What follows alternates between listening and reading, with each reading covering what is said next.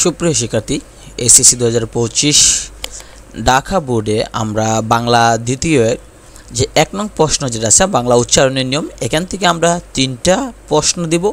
এই 3টা প্রশ্ন শিখলেই বাংলা উচ্চারণের নিয়ম ঢাকা বোর্ডে কমন আসবে। আমরা জানি যে বাংলা দ্বিতীয় 1 নংয়ে 2টা প্রশ্ন থাকে অথবা একটা থাকে প্রশ্ন আর একটা থাকে কতগুলো শব্দ দেওয়া থাকে। এই শব্দগুলো আমাদের উচ্চারণ লিখতে হয়। তো আমরা এইগুলো না যাই, আমরা 3টা প্রশ্ন দেব। 3টা প্রশ্ন থেকে একটা প্রশ্ন কমন পড়বে ঢাকা বোর্ডের জন্য। আবার বলতেছি যে 1 নং যে বাংলা উচ্চারণের নিয়ম, এটার মধ্যে 2টা প্রশ্ন থাকে 1 নংয়ের মধ্যে, অথবা একটা থাকে এরকম 5টা শব্দ আপনাকে লিখতে হবে, যেটা হচ্ছে উচ্চারণ যেটা লিখতে হয় এটা। আরেকটা হচ্ছে একটা প্রশ্ন থাকবে, এই প্রশ্নটা আপনাকে উত্তর দিতে হবে। তো আমরা প্রশ্নে যাই।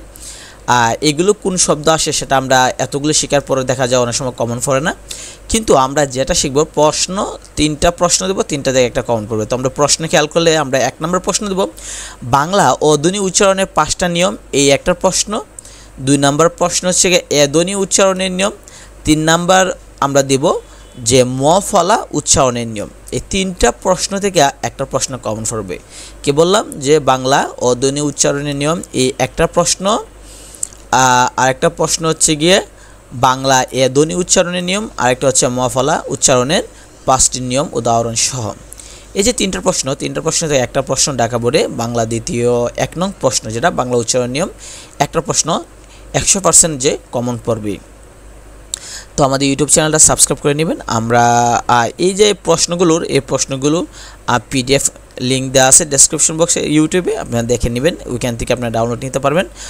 আর আমাদের ইউটিউব চ্যানেলে সাবস্ক্রাইব করবেন, কারণ আমরা আপনাদেরকে পরীক্ষা সংক্রান্ত আপডেট এবং সাজেশনের পাশাপাশি আমরা পরীক্ষা শেষ হলে আমরা যে ইউনিভার্সিটি অ্যাডমিশন টেস্টের জন্য আমরা বিভিন্ন ধরনের কোর্স চালু করেছি, আপনারা ভর্তি হতে পারবেন।